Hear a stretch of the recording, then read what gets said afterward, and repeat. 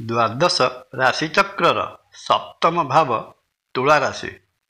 ବୈଦିକ ଜ୍ୟୋତିଷ ଶାସ୍ତ୍ର ଅନୁଯାୟୀ ବ୍ରହ୍ମାଣ୍ଡର ସର୍ବଶ୍ରେଷ୍ଠ ଜ୍ଞାନୀ ଶୁକ୍ର ମହାରାଜ ଏହି ତୁଳା ରାଶିର ଅଧିପତି। ଜାଣିବା 2025 ମସିହା ମାର୍ଚ୍ଚ ମାସରେ ତୁଳା ରାଶି ଜାତ ବ୍ୟକ୍ତି ବିଶେଷ ସ୍ୱାସ୍ଥ୍ୟ, ଶିକ୍ଷା, ଅର୍ଥ, ପ୍ରେମ, ବିବାହ ଏବଂ ଘର ଓ ପରିବାର କ୍ଷେତ୍ରରେ କ'ଣ ସବୁ ଫଳ ପାଇବାକୁ ଯାଉଛନ୍ତି। ଜୟ ଜଗନ୍ନାଥ। ତପନ ଡାଇଜେଷ୍ଟକୁ ଆପଣଙ୍କୁ ସ୍ୱାଗତ। ମାର୍ଚ୍ଚ ମାସର ଆରମ୍ଭରେ ତୁଳା ରାଶି ଅଧିପତି ଶୁକ୍ର ଷଷ୍ଠ ଭାବ ମୀନ ରାଶିରେ ଉଚ୍ଚ ଭାବରେ ରହିବା ଏବଂ ବୃହସ୍ପତି ମହାଗ୍ରହ ବୃଷ ରାଶିରେ ଅଷ୍ଟମ ଭାବରେ ରହିବା ଖାଦ୍ୟ ବଦହଜମୀରୁ ପେଟରେ ଗ୍ୟାସ୍ ସୃଷ୍ଟି ହୋଇ ପେଟରେ ଯନ୍ତ୍ରଣା ହୋଇପାରେ। ଦ୍ୱାଦଶ ଭାବ କନ୍ୟା ରାଶିର ଅଧିପତି ବୁଧ ଷଷ୍ଠ ଭାବରେ ରହିବା ସ୍ନାୟୁ ବିକାର ଭଳି ସମସ୍ୟା ପ୍ରଦାନ କରିବାର ସମ୍ଭାବନା ରହିଅଛି। ମାସର ଦ୍ୱିତୀୟାର୍ଦ୍ଧରେ ସୂର୍ଯ୍ୟ ମୀନ ରାଶିରେ ପ୍ରବେଶ କଲେ ଏହିସବୁ ରୋଗର ଉପଶମ ଘଟିବ।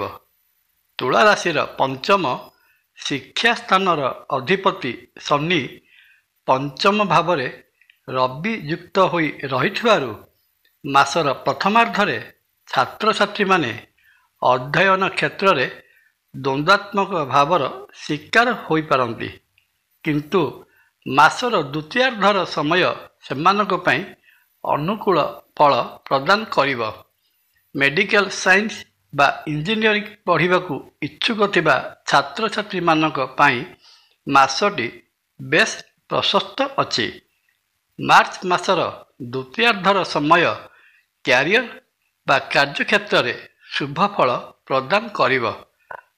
ଲଗ୍ନପତି ବା ରାଶି ଅଧିପତି ଶୁକ୍ର ଷଷ୍ଠ ସ୍ଥାନରେ ଏବଂ ସୂର୍ଯ୍ୟ, ବୁଧ ଓ ରାହୁ ମହାଗ୍ରହ ଷଷ୍ଠ ସ୍ଥାନରେ ରହିବା କର୍ମକ୍ଷେତ୍ରର ବିଭିନ୍ନତା ଦିଗକୁ ପ୍ରଦର୍ଶିତ କରୁଛି। ବାଣିଜ୍ୟ ବ୍ୟବସାୟ କରୁଥିଲେ ବ୍ୟବସାୟ କ୍ଷେତ୍ରରେ କଠିନ ପରିଶ୍ରମ କରିବାକୁ ପଡ଼ିପାରେ। ଉଦ୍ୟୋଗରେ କାର୍ଯ୍ୟ ସିଦ୍ଧି ହେଲା ଭଳି ସମୟ ଆଗକୁ ଆସୁଅଛି। ନବମ ଭାଗ୍ୟସ୍ଥାନର ଅଧିପତି ବାଣିଜ୍ୟିକ ଗ୍ରହ ବୁଧ ଷଷ୍ଠ ଭାବରେ ନୀଚ ଭାବରେ ଅବସ୍ଥାନ କରିଥିବାରୁ ଏହି ସମୟରେ ଆର୍ଥିକ ନିବେଶ ନ କରିବା ଭଲ ହେବ। ଟଙ୍କା ପଇସା ଧାର କରଜ ଦେଲେ ଠକ ହାବୁଡ଼େ ପଡ଼ିଲା ଭଳି ଅବସ୍ଥା ସୃଷ୍ଟି ହେବ, କିନ୍ତୁ ଷଷ୍ଠ ଭାବରେ ଅବସ୍ଥିତ ଉଚ୍ଚ ଭାବରେ ଶୁକ୍ର ଓ ସୂର୍ଯ୍ୟ ବଜାରରେ ପଡ଼ି ରହିଥିବା ଅର୍ଥ ଆଦାୟ କରାଇବାରେ ସମର୍ଥ ହେବେ। ଚାକିରି କରୁଥିଲେ ମାସର ଦ୍ୱିତୀୟାର୍ଦ୍ଧରେ ଚାକିରିରେ ପ୍ରମୋସନ ଓ ମନପସନ୍ଦର ଜାଗାକୁ ବଦଳି ହେବାର ସୁଯୋଗ ଆସିବ। ତେବେ ବି ଷଷ୍ଠ ଭାବସ୍ଥ ରାହୁ ଚାକିରି କ୍ଷେତ୍ରରେ ଆପଣଙ୍କ ସୁନାମରେ କଳଙ୍କ ଲଗାଇବାକୁ ଚେଷ୍ଟା କରିବେ। ଏଥିପାଇଁ ସତର୍କ ଓ ସାବଧାନ ରହିବା ଉଚିତ ହେବ। ସାମାଜିକ ଜୀବନ ଓ ଜନସାଧାରଣଙ୍କ ସହିତ ଜଡ଼ିତ ହୋଇ ରହିଥିବା ବ୍ୟକ୍ତି ତଥା ରାଜନୈତିକ କ୍ଷେତ୍ରରେ ସମ୍ପୃକ୍ତ ରହିଥିବା ବ୍ୟକ୍ତି ଏ ମାସରେ ସମ୍ମାନିତ ହୋଇପାରନ୍ତି। ଜନସାଧାରଣଙ୍କ ଆସ୍ଥା ଓ ବିଶ୍ୱାସ ଲାଭ କରିବେ। ପରୋପକାର ପାଇଁ ମନ ବଳାଇବେ। ତୁଳା ରାଶି ଜାତ ବ୍ୟକ୍ତି ବିଶେଷ ପ୍ରେମ ସମ୍ପର୍କରେ ଥିଲେ ମାସର ପ୍ରଥମାର୍ଦ୍ଧରେ ଏହି କ୍ଷେତ୍ରଟି ଦ୍ୱନ୍ଦ୍ୱାତ୍ମକ ରହିବ। ପଞ୍ଚମ ସ୍ଥାନ ପ୍ରେମ ଭାବର ଅଧିପତି ଶନି ନିଜ ମୂଳ ତ୍ରିକୋଣ ରାଶି କୁମ୍ଭ ରାଶିରେ ରବିଯୁକ୍ତ ହୋଇ ରହିବା ପ୍ରେମୀ ଯୁଗଳଙ୍କ ମଧ୍ୟରେ ଝଗଡ଼ା ସୃଷ୍ଟି କରାଇପାରେ, ମନମାଳିନ୍ୟ ଘଟିପାରେ, କିନ୍ତୁ ମାସର ମଧ୍ୟଭାଗରେ ସୂର୍ଯ୍ୟ ଷଷ୍ଠ ଭାବକୁ ଗୋଚରରେ ଗମନ କଲେ ରାଶି ଅଧିପତି ଶୁକ୍ର ଓ ଶନିଙ୍କ ମିତ୍ରତା ଅଧିମିତ୍ରତାର ପ୍ରଭାବ ପ୍ରେମୀ ଯୁଗଳଙ୍କ ଉପରେ ପ୍ରତିଫଳିତ ହେବ। ପଛ କଥାକୁ ଭୁଲିଯାଇ ସେମାନେ ପରସ୍ପରର ଆହୁରି ଅଧିକ ନିକଟତର ହେବେ। ଏପରିକି ବିବାହ ବନ୍ଧନରେ ଆବଦ୍ଧ ହେବା ପାଇଁ ଯୋଜନା ପ୍ରସ୍ତୁତ କରିପାରନ୍ତି। ପ୍ରେମ ଓ ପ୍ରଣୟର ଗ୍ରହ ଶୁକ୍ର ମହାଗ୍ରହ ଉଚ୍ଚ ଭାବରେ ଅବସ୍ଥାନ କରିବା ଅବିବାହିତ ପୁଅ ଓ ଝିଅମାନଙ୍କ ପାଇଁ ସୁନ୍ଦର ବିବାହ ପ୍ରସ୍ତାବ ନେଇ ଆସିପାରେ।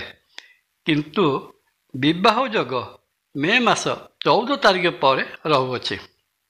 ତୁଳା ରାଶିର ଦ୍ୱିତୀୟ ସ୍ଥାନକୁ ବୃହସ୍ପତିଙ୍କ ଦୃଷ୍ଟି ଓ ଦ୍ୱିତୀୟ ସ୍ଥାନ ଅଧିପତି ଭାଗ୍ୟ ଭାବରେ ରହିବା କାରଣରୁ ଘରେ ମାଙ୍ଗଳିକ କାର୍ଯ୍ୟ ପାଇଁ ପ୍ରସ୍ତୁତି ଆରମ୍ଭ କରିବାର ସମୟ ହେବ। ଘରକୁ ବନ୍ଧୁବାନ୍ଧବମାନଙ୍କର ଯିବା ଆସିବା ଲାଗି ରହିବ। ସ୍ୱାମୀ ସ୍ତ୍ରୀଙ୍କ ମଧ୍ୟରେ ଦାମ୍ପତ୍ୟ ଜୀବନ ବଡ଼ ହସଖୁସିରେ କଟିବ। ମାତୃସୌଖ୍ୟ ବା ମାଙ୍କର ଆଶୀର୍ବାଦର ଅଧିକାରୀ ହେବେ। ସନ୍ତାନମାନେ ଆଜ୍ଞାଧୀନ ରହିବେ। ସପରିବାର ତୀର୍ଥଯାତ୍ରାରେ ଯିବା ପାଇଁ ଯୋଜନା କରିପାରନ୍ତି। ଏ ତ ଗଲା ମୋଟାମୋଟି ଭାବରେ ତୁଳା ରାଶି ପାଇଁ ମାର୍ଚ୍ଚ ମାସର ମାସିକ ରାଶି ଫଳ। ତୁଳା ରାଶିର ବ୍ୟକ୍ତିବିଶେଷ ମାସଟିର ସମସ୍ତ ଅଶୁଭ ଫଳକୁ ଏଡ଼ାଇ ଶୁଭ ଫଳ ପାଇବା ନିମନ୍ତେ ତୁଳା ରାଶିର ଅଧିପତି ଶୁକ୍ର ମହାଗ୍ରହଙ୍କର ଆରାଧ୍ୟା ଦେବୀ ମା ମହାଲକ୍ଷ୍ମୀଙ୍କର କୃପା ପ୍ରାପ୍ତ କରନ୍ତୁ।